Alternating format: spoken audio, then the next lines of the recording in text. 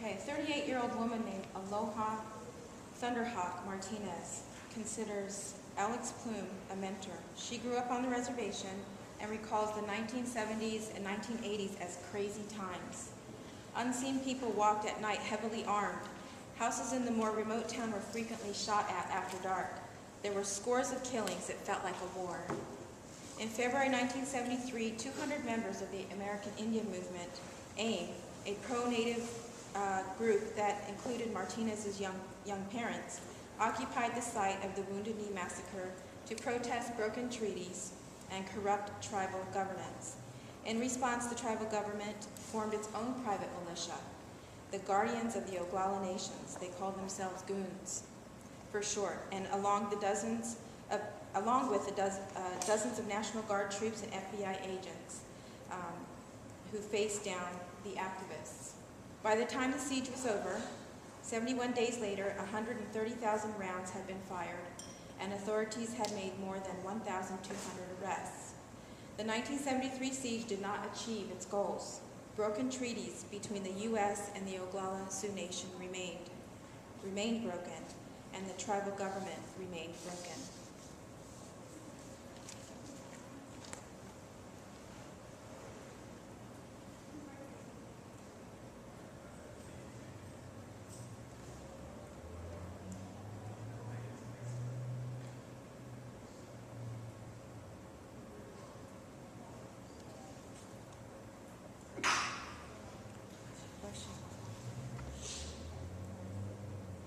The boy in the picture is named Oglala.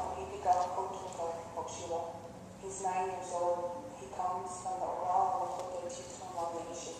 His name means loud, brave thunder. Wakia came to this place to pay respects to his ancestors, to his creation stories, to who he is as a Lakota, and also the blood that flows through him. To him, this was a very special trip when he tied those prayer ties up there into the tree, when he looked out across the land that his grandfathers, like crazy horses, singing bull danced upon. He told me that he could feel the presence of all their spirits around him as he tied those, that he could hear the wind in his ears and the singing. It was something beautiful for him. The Black Hills of South Dakota and Lakota are Pahasapa. They're considered the axis mundi, the center of the spiritual world. The 1868 Fort Laramie Treaty guaranteed the Sioux possession of the hills, but after gold was discovered there in 1874, prospectors swarmed in and the United States government quickly seized the land. The Sioux refused to accept the legitimacy of the seizure and fought the takeover for more than a century.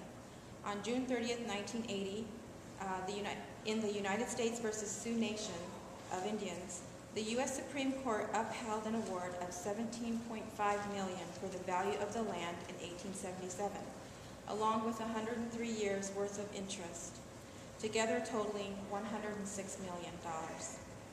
But the Sioux rejected the payment, insisting that the Black Hills would never be for sale. Amidst the chaos and hardship, the Lakota Sioux remained resilient and returned their traditional ways and spiritual ways of healing.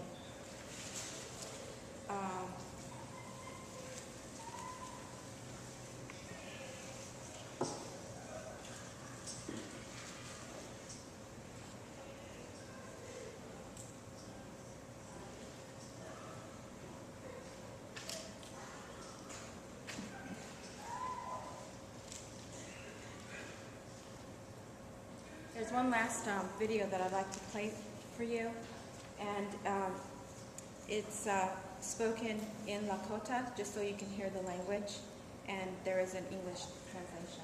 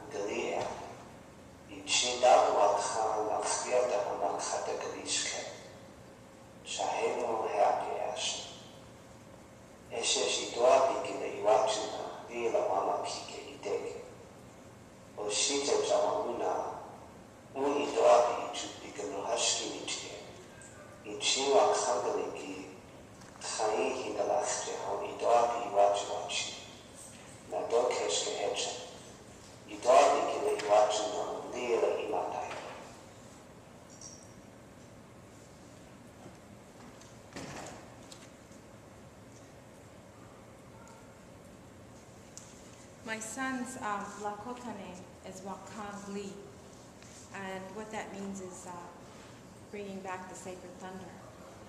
And he was named after a great-grandfather. And so, when I was explaining this name to him, it was a name that my parents picked out and my great aunts and uncles picked out after meeting him. He's a very tall kid. He's 6'3", about 240 pounds, but he's a gentle giant. I call him my gentle giant because he just has a soft heart. And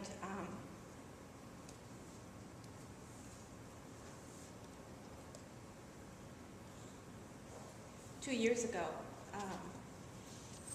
all of my children got their Lakota names. It was a really special time. We went back to be with our people, and the relatives picked their names, and it was a really special time to be among them and to have them come and hug them and honor them, and for him, my son, to get this name. It's a really important name because our great-grandfather every spring used to go and pray to the sky, pray to the thunder beings, and to pray back those rains so that the land would have water again and would be able to produce for the people. So in Lakota Sioux culture, and all native cultures, all indigenous cultures, they're very connected to the land, very connected. There's a lot of respect, and I'm talking about people who are healthy and are practicing their traditional ways. It's a really beautiful thing, and I find so much peace and comfort. Every time I go home, I have to go home every summer to be rejuvenated, reconnected with family, and reconnect with the people, because I come back here, and it takes me the whole year through. And this year, I didn't get to go home this summer, and I'm feeling it. I can feel it in my bones. I can feel it in my every being, that it's time for me to go home and reconnect and be rejuvenated again. And just to be able to walk, to smell the grasses, to hear the meadowlark bird singing,